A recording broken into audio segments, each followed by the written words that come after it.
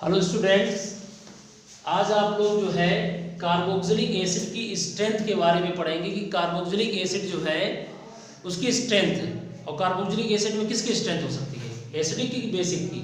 Acidic strength हो सकती है, क्योंकि कार्बोक्सिलिक एसिड सारे एसिड्स हाँ वो वीक एसिड्स होते हैं, ओके। लेकिन यह है कि ऑर्गेनिक एसिड्स जनरली वीक होते हैं, ज़्यादा मिनरल एसिड की तरीके से स्ट्रॉन्ग नहीं होते हैं। तो उनकी एसिडिक स्ट्रेंथ कैसे प्रभावित होती है, कैसे इन्फ्लुएंस होती है?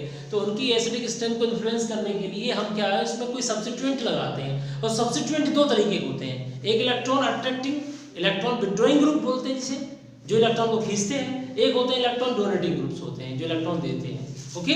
तो अब हम क्या करेंगे कि हम एग्जांपल के तौर पे हम कार्बोक्सिलिक एसिड में हम एरोमेटिक कार्बोक्सिलिक एसिड ले रहे हैं, एरोमेटिक कार्बोक्सिलिक एसिड। और एरोमेटिक कार्बोक्सिलिक एसिड का फेमस जो पहला कार्बोक्सिलिक एसिड एरोमेटिक है, बेंजीन से लगा हुआ COOH है, जिसे हम बेंजोइक एसिड कहते हैं। तो बेंजोइक एसिड में अगर हम एल्किल ग्रुप लगाएं, मतलब electron withdrawing group, electron donating group लगाएं, तो उसकी एसिडिक स्ट्रेंथ पे क्या प्रभाव पड़ेगा?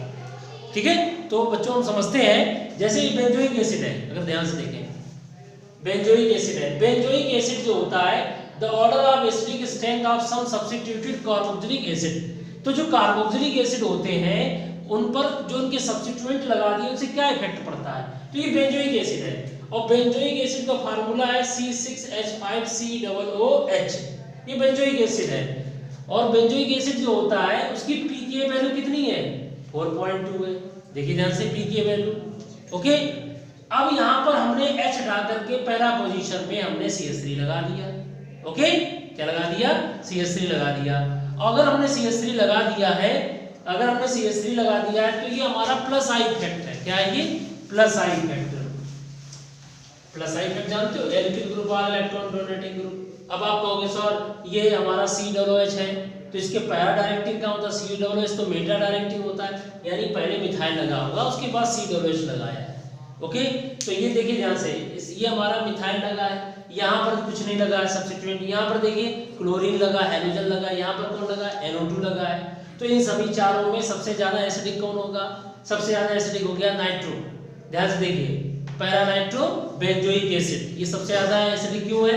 क्योंकि NO2 ग्रुप और हैलोजन में, याद रखो, हैलोजन माने क्लोरीन ब्रोमीन और NO2 ग्रुप जानते हो आप लोग, इन सब में इलेक्ट्रॉन विड्रॉइंग ग्रुप कौन है? NO2। इलेक्ट्रॉन को तेजी से कौन खींचता है? इलेक्ट्रॉन को सबसे ओर मतलब अपनी ओर आकर्षित कौन जल्दी करेगा? NO2 करेगा। तो देखिए NO2 जब खींचेगा तो ये जल्दी से H+ आयन देगा। गौर से देखिए, ये H+ आयन जल्दी देगा, और H+ आयन जल्दी दे देगा तो डिसोसिएशन जल्दी होगा इसका, ठीक है। तो सबसे पहले तो एक बात याद रखिएगा, हैलोजन और NO2 में अगर लगा NO2 लगा है तो NO2 ज्यादा एसिडिक होगा, क्योंकि जल्दी से इलेक्ट्रॉन खींचेगा, जल्दी H+ आयन देगा। भाई ज्यादा एसिडिक कौन होता है? जो ज्यादा जल्दी H+ आयन दे।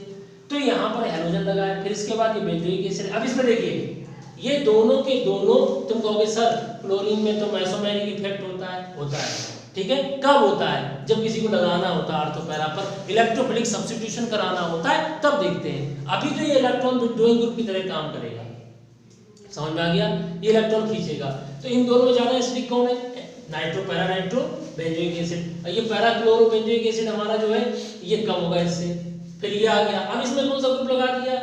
ये ग्रुप लगा दिया इलेक्ट्रॉन देने वाला। तो याद रखो, इलेक्ट्रॉन डोनेटिंग ग्रुप क्या करते हैं? एसिडिक स्ट्रेंथ को घटा देते हैं, डिक्रीज कर देते हैं। और इलेक्ट्रॉन विड्रॉइंग ग्रुप क्या करते हैं? एसिडिक स्ट्रेंथ को बढ़ा देते हैं। तो कौन जल्दी H+ आयन देगा इन सब में? सबसे जल्दी ये देगा H+, फिर ये देगा, फिर ये, फिर ये। इस तरीके से सबसे ज्यादा एसिडिक कौन है? Para nitro benzoic acid. और सबसे कम कौन है? ये हमारा टार्बिन जो है, समझ में आ गया? यहाँ पर पैरा पे क्या लगा? Para methyl benzoic acid. ये हमारा कैसा है? सबसे कम एसिडिक होगा, ठीक है। बेंजोइक एसिड से भी कम होगा, क्यों? ये इलेक्ट्रॉन डोनेटिंग ग्रुप है। अब आते हैं बच्चों pKa वैल्यू। अगर आप ध्यान से देखें pKa, ऐसा क्वेश्चन एग्जाम में जरूर आता है कि pKa वैल्यू दी जाती है और आपसे पूछा जाता है बताइए इसमें सबसे ज्यादा एसिडिक कौन है? तो pKa वैल्यू याद रखो, जिसकी pKa वैल्यू कम है, जिसकी pKa वैल्यू कम है वो ज्यादा एसिडिक है। Just like pH। बताइए, अच्छा pH कम होगा तो क्या होगा? ज्यादा एसिडिक होगा। बोलो, एक का pH 1 है, एक का वाले दो सोल्यूशन है, एक का pH है 1, एक का pH है 2, कौन ज्यादा एसिडिक है? 1 वाला। तो जितना कम pH होगा उतना एसिडिक होगा। तो pH हटा के pKa लिख दो, वो भी चलेगा। तो जिसका pKa कम होगा वो ज्यादा एसिडिक होगा। अब बात करते हैं कैसे। जैसे ये बेंजोइक एसिड है, वीक एसिड है, रिवर्सिबल रिएक्शन है, क्यों है? ऑर्गेनिक एसिड और वीक एसिड, कुछ टूटेगा, कुछ यहाँ पर डिसोसिएट होगा, कुछ डिसोसिएट नहीं होगा, तो डिसोसिएट हो गया। अब यहाँ पर क्या है, डिसोसिएशन कांस्टेंट बराबर प्रोडक्ट का कंसंट्रेशन अपॉन रिएक्टेंट का कंसंट्रेशन। अगर आप ध्यान से देखें डिसोसिएशन कांस्टेंट के और H प्लस आयन में क्या रिलेशन है, both are proportional to each other. Dissociation constant ज्यादा होगा कब, जब H प्लस आयन ज्यादा होंगे, ज्यादा डिसोसिएशन होगा। बोलो, रिएक्शन ज्यादा फॉरवर्ड डायरेक्शन में जाएगी, तो ज्यादा H प्लस आयन ज्यादा डिसोसिएशन कांस्टेंट। बोलो, तो H प्लस आयन की जगह पे क्या लिख सकते हो तुम लोग, Ka। H प्लस आयन की जगह क्या लिख सकते हो, Ka। अब आपने पढ़ा है फार्मूला pH बराबर क्या होता है, negative logarithm of hydrogen ion concentration is called pH। Negative logarithm of hydrogen ion concentration is called pH। तो भाई pH माइनस हटाओगे तो H प्लस आयन नीचे आ जाएगा। बोलो बेटा, H प्लस आयन नीचे आ जाएंगे। H प्लस आयन pH में क्या रिलेशन होगा, बोथ आर इनवर्सली प्रोपोर्शनल, यानी H प्लस आयन ज्यादा है तो pH कम है, और कम pH है तो ज्यादा एसिडिक है। सेम चीज आप कर सकते हो pKa में। देखिए यहाँ पर pKa में क्या लिख सकते हो, pK बराबर क्या होगा, माइनस लॉग K, माइनस हटा दो, यहाँ पर K अपॉन भी चला जाएगा, तो pK inversely proportional to 1/K।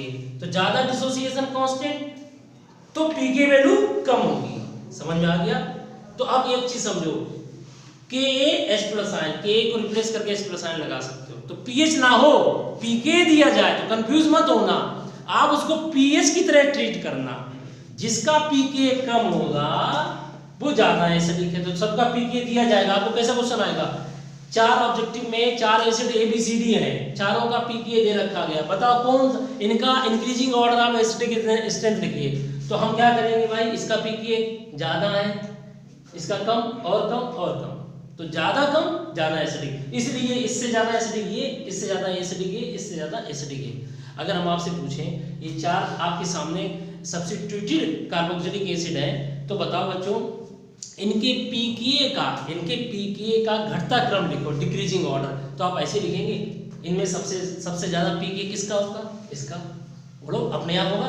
किसका pKa ज्यादा होता है, जिसका pH ज्यादा हो, pKa ज्यादा pH ज्यादा, pKa कम pH भी कम। तो अब हम बताओ ये सबसे कम एसिडिक है। आपने किसके ऑन द बेसिस किसके मतलब किसको चीज को देख करके आपने बताया ये कम एसिडिक है। आपने देखा यहाँ पर इलेक्ट्रॉन डोनेटिंग ग्रुप है, इलेक्ट्रॉन देने वाले ग्रुप जो होते हैं प्लस आई इफेक्ट डालते हैं, तो जब इलेक्ट्रॉन देने वाले ग्रुप लगाएंगे तो एसिड पे क्या प्रभाव पड़ेगा, एसिडिक स्ट्रेंथ घटेगी, तो सबसे कम एसिडिक है। और कम एसिडिक कब होता है, जब pH वैल्यू ज्यादा हो। बोलो, pH वैल्यू ज्यादा हो या pK वैल्यू ज्यादा हो, तो इन सब में सबसे ज्यादा pK किसकी होगी, इसकी pK ज्यादा। फिर या तो यहाँ पर ना तो इलेक्ट्रॉन देने वाला ग्रुप लगाए ना इलेक्ट्रॉन लेने वाला, तो जाहिर सी बात है यहाँ देने वाला इलेक्ट्रॉन डोनेटिंग ग्रुप लगाए तो घट जाएगी, pH वैल्यू इसकी कायदे में बढ़ जाएगी। मतलब pH वैल्यू बढ़ेगी घटेगी, बताओ, बढ़ेगी। इसमें क्या होगा, इसमें कोई इफेक्ट नहीं, तो जाहिर सी बात है इन दोनों में ज्यादा एसिडिक कौन हो गया, ये ज्यादा एसिडिक है, क्योंकि ये कम एसिडिक है। क्यों, क्योंकि इसमें कौन सा ग्रुप लगा दिया, electron donating group.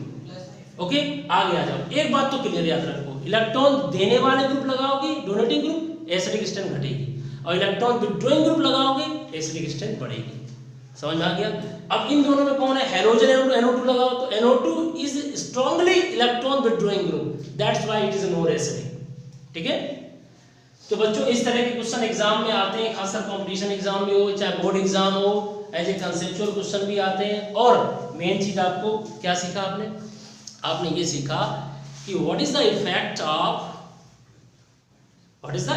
Of alkyl group as electron donating group, what is the effect of halogen as electron withdrawing group, what is the effect of NO2 as electron withdrawing group on carboxylic acid।